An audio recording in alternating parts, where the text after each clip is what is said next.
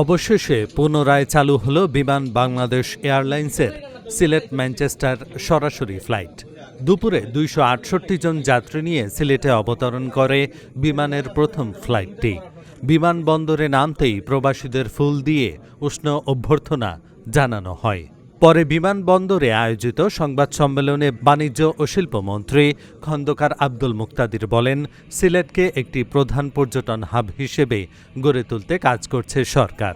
বিমান পরিবহন ও পর্যটন মন্ত্রী আফরোজা খানম রিতা প্রবাসীদের আশ্বস্ত করে বলেন, লিজ প্রক্রিয়ার মাধ্যমে বিমানের ধারাবাহিকতা রক্ষা করা হবে, তাই ভবিষ্যতে এই ফ্লাইট বন্ধের কোনো আশঙ্কা নেই।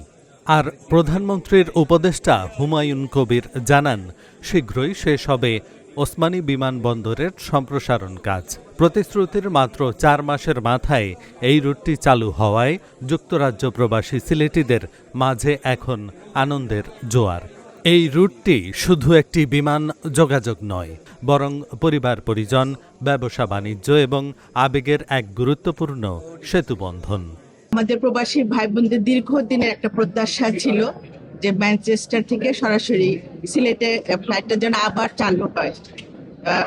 আল্লাহ রহমত প্লাস আমাদের মাননীয় প্রধানমন্ত্রী জনাব তারেক রহমানের নির্দেশে আজকে সেই ফ্লাইটটা এখানে এসে পৌঁছেছে। এখানে যারা আছেন তারা সবাই জানেন যে সিলেটবাসীর প্রতি একটা আলাদা, আমাদের মাননীয় প্রধানমন্ত্রীর একটা আলাদা কিন্তু একটা সফট কর্নার আছে, এবং সেই সাথে সাথে আমরাও সেই সফট কর্নারের মধ্যে চলে এসেছি। যদিও আমার বাড়ি সিলেট না, কিন্তু আমি এখানে সিলেটবাসীদের ভালোবাসায়, আমিও আপনাদের প্রতি একটা মায়া মমতায় জড়িয়ে গিয়েছি।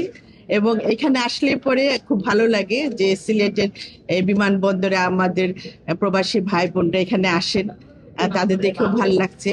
তা আমাদের এই ধারাবাহিকতাটা বজায় থাকবে ইনশাল্লাহ। যেটা আমরা শুরু করেছি প্রবাসী ভাই বোনদের জন্য, এই যে শুরু হলো এই ম্যানচেস্টার ফ্লাইটটা, এটা চালু থাকবে এবং আগামীতে যাতে আমাদের যাত্রী সেবা আমরা আরো ভালো নিশ্চিত করতে পারি, নিয়মিত যাত্রী সেবা পায়, নির্ভরযোগ্য যাত্রী সেবা পায়, সেটার দিকে আমরা সবাই মনোনিবেশ দিব। এটাই আমাদের মূল লক্ষ্য। আমার সাথে মাননীয় বাণিজ্য মন্ত্রীর সাথে যে আলাপ হয়েছে, এটা নিয়ে আমরা অলরেডি কাজ শুরু করছি। আমরা চাচ্ছি যে যত দ্রুত পারি এটা চালু করার চেষ্টা করব। না, আমরা কোনো আন্দোলনও চাই না। আমরা চাই যে এর যে রুটটা চালু করেছি সেটা চালুই থাকবে, আর সেই ব্যাপারে আপনাদের সবার সহযোগিতাও লাগবে। আর আপনারা জানেন মাননীয় প্রধানমন্ত্রীর নির্দেশে কিন্তু এটা চালু হয়েছে, সুতরাং এটা বন্ধ হওয়ার কোনো অবকাশ নেই। ধন্যবাদ। যেটা আমরা আপনারা ধরে নিতে পারেন 2027-এর দিকে আমরা হয়তো এটা হাতে পেয়ে যাব। বেশি দিন না, কিন্তু একটু তখন আপনাদের এটা ইন্টারন্যাশনালি ভাবে এটা আরো ফোকাস হয়ে যাবে।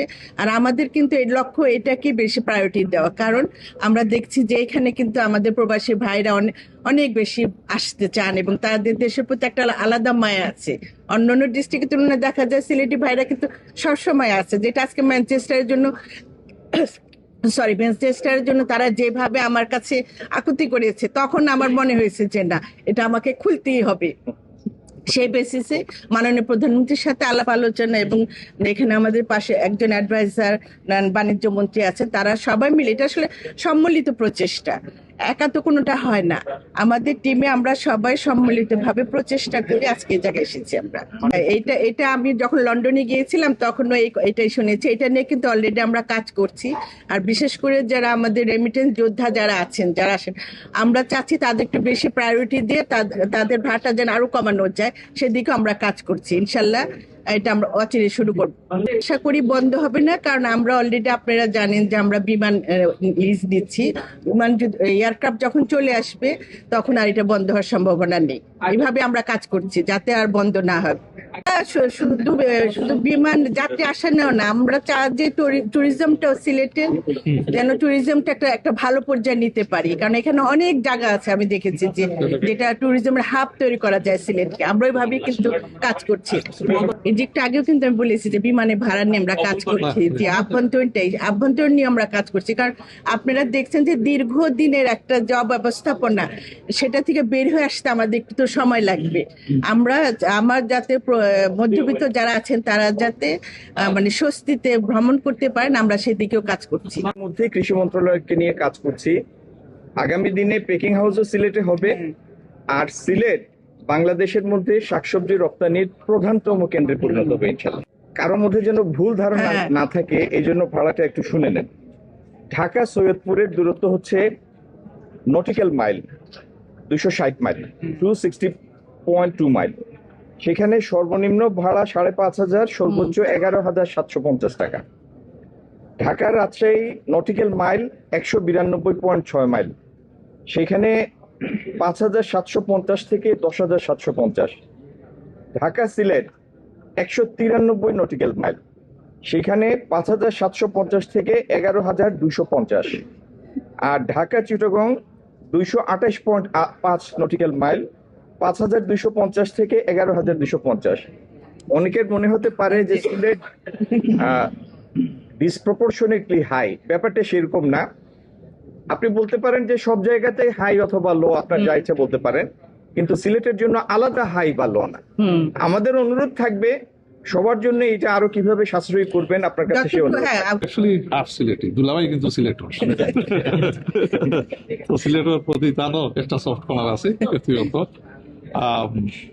বেসিক হইল আমরা নির্বাচনের আগেও এই যখন আমরা আমরা বিভিন্ন পর্যায়ে প্রবাসী কমিটি নেতৃবৃন্দ এবং প্রবাসীরা আমরা যোগাযোগ করলাম, দলীয়ভাবেও আমরা কিন্তু এটা দলিয়া তুলছি যে ম্যানচেস্টারের ফ্লাইটটা যাতে অ্যাটলিস্ট নেক্সট নির্বাচিত সরকার দেয় এই ডিসিশনটা রাখিয়া যায় নাকি, ইন্টারিম সরকার যাতে না নেয়। তো নেওয়ার বাদে এবং আমরা প্রতিশ্রুত পদাপক্ত আসলাম যে আমরা যদি নির্বাচিত হই, সরকার গঠন করি, আমরা দল বাংলাদেশ জাতীয়তাবাদী দল ক্ষমতা পায়, তাহলে আমরা ম্যানচেস্টার ফ্লাইট চালু করব।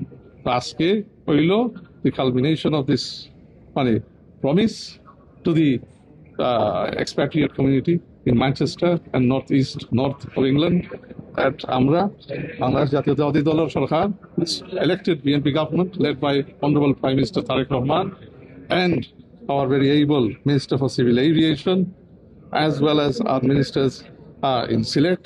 Together, we have all come together এবং আজকে রিতাবার নেতৃত্বে আমরা এই ফ্লাইটটা চালু করতে পারলাম বিমান মন্ত্রণালয়ের পক্ষ থেকে আবার। And it is a wonderful day. এখানেও আমি নিজে বিভিন্ন জিনিসও উপস্থিত, আমি নিজেও প্রাইম মিনিস্টার সাহেবের সাথে আমরা তুলছি হাই লেভেল সিভিল কমিটির মিটিংও যাতে এই ফ্লাইট রিজিউম হয়। মুক্তাদির ভাই নিজে প্রাইম মিনিস্টার সাহেবের লগে আলাপ করছেন, আমি নিজে প্রেজেন্ট আসলাম। আরিফ ভাইও প্রবাসী কল্যাণের পক্ষ থেকে মন্ত্রণালয়ের পক্ষ থেকে তাইনও আবেদন জানাইছে যে এটা চালু হয়। তো collectively we were all united, the government was united in resuming the flight because we belong to the people. We are the elected government, elected by the people of Bangladesh, দুই তৃতীয়াংশ মেজরিটি দিয়া। তো মানুষের pulse আমরা feel করতে পারি। তো pulse আমরা ফিল করছি যে ম্যানচেস্টারের নাই এই ফ্লাইট খুবই জরুরি এবং প্রবাসী এবং আমরা দেশের মধ্যে যে সরকারের লগে যে একটা স্ট্রং বন্ধন তৈরি করা এই ফ্লাইটের মধ্যে আজকে চালু হইল আবার। অ্যান্ড ইনশাল্লাহ আপনারা আইবা, খালি পর্যটক হিসাবে হলিডে হিসাবে নাই, আপনারা ইনশাল্লাহ বাংলাদেশে আইবা, নিরাপদে থাকবা, ইনভেস্টমেন্ট করবা, আমরা সহযোগিতা সবসময় আপনারা তাই অবগত থাকবো।